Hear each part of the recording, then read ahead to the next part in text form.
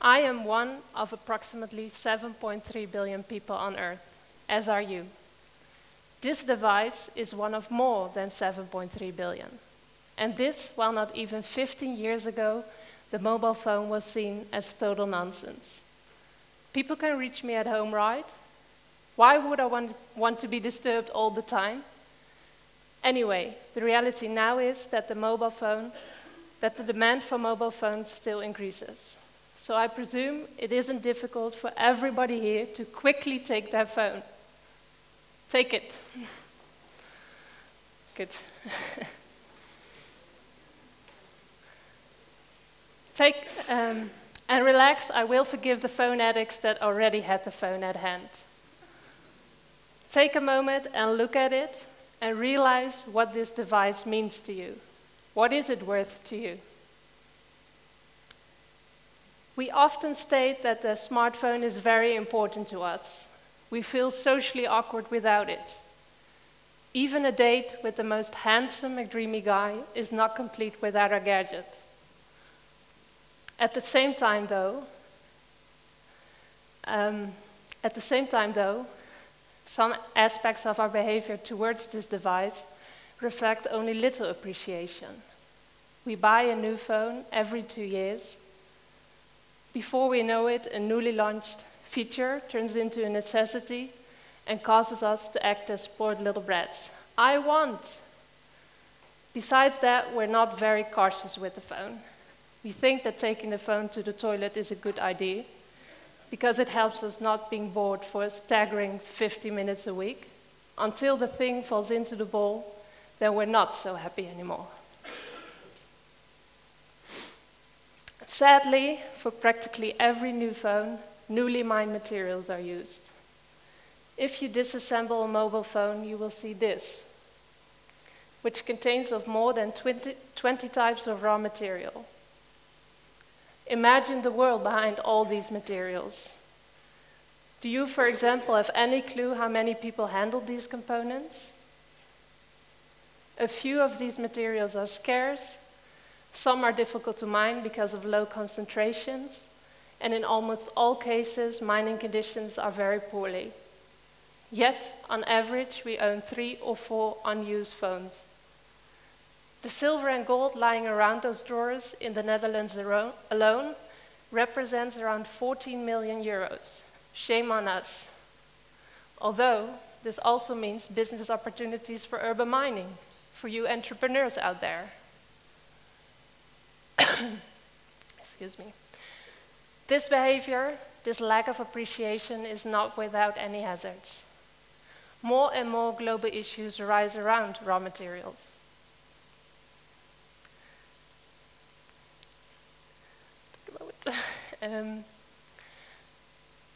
Since the primal urge to mate apparently hasn't disappeared, our population is growing, as well as the level of prosperity in consuming.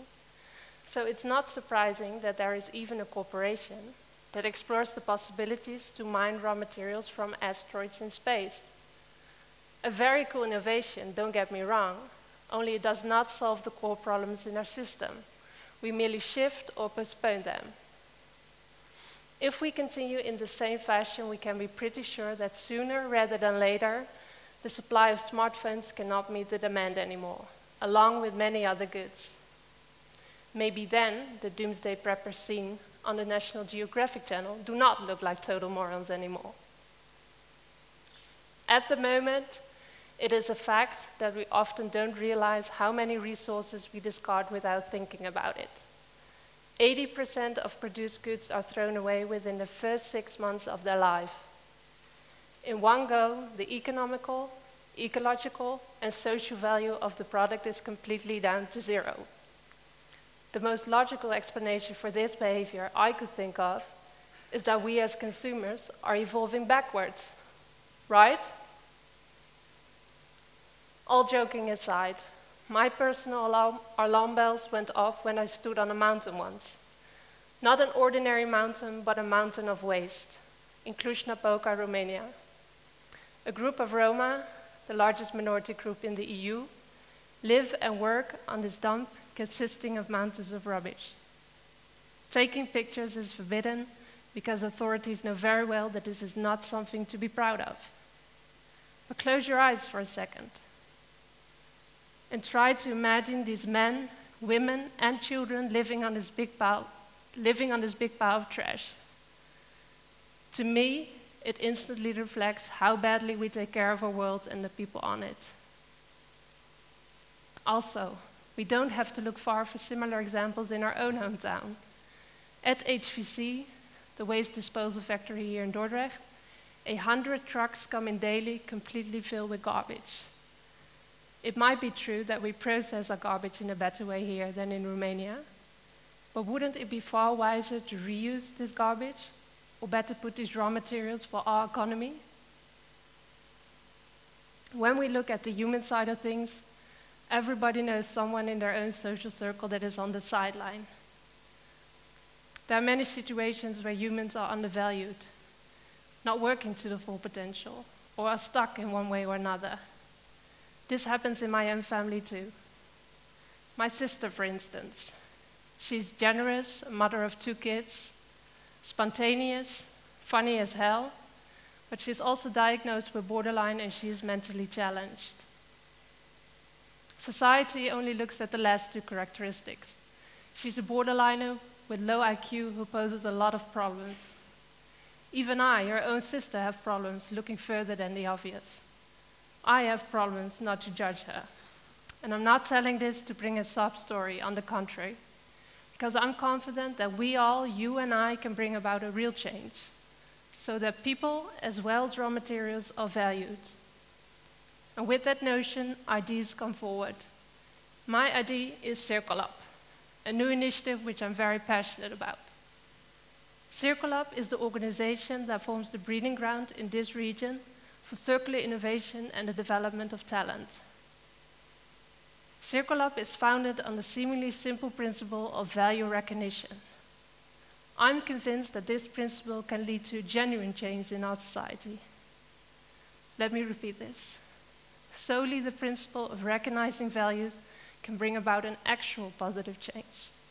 The recognition that everyone and everything has a place on this earth, that everyone is of importance. That will make us look at life in a different way, will make us care for nature and each other. Isn't that something we all want? To be appreciated, to be seen? Even true for the tough ones amongst you? We can only recognize those values when we are in connection with ourselves, each other, and everything surrounding us. And I mean truly being connected. Not the kind where you easily buy your way out with a single click on the like button on Facebook. I mean looking at things properly, without judgment, appreciating things in a profound way, taking time to be somewhere or do something. Did you, for instance, already say hello to the person sitting next to you? Real connection leads to enriched lives, to a renewed society, to a transformed economical system. It leads to an economy based on cycles, a circular economy, in which every end-of-life product is used as part of something new. Ideally, waste does not exist.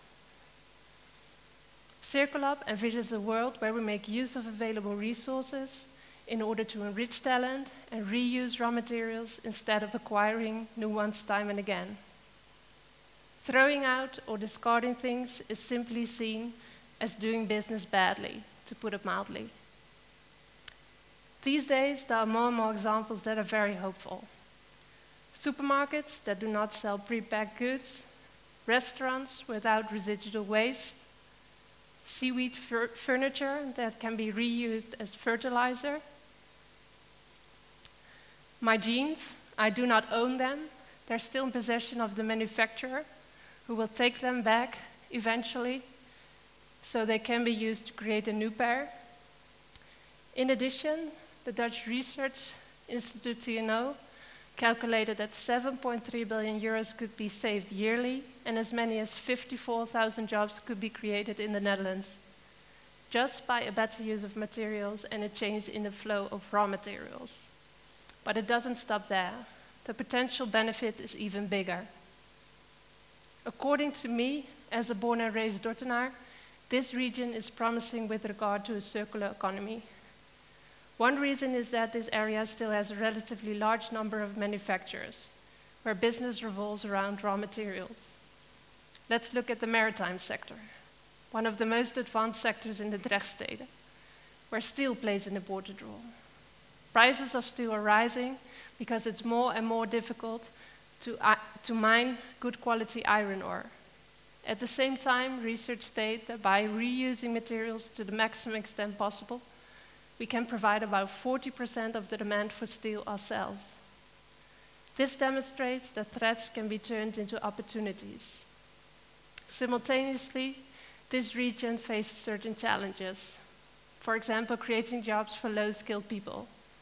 Exactly this group of people can benefit from a circular economy by creating jobs through remanufacturing, repairing, reusing, and recycling. At Cirkellab, we solve problems with circular solutions by connecting businesses to diversity of talents. Are we able to create jobs that prevent waste or recycle residue? Are we able to develop or redevelop business parks and housing districts in a circular way in collaboration with educational institutions? Are there opportunities for startups towards circular innovations?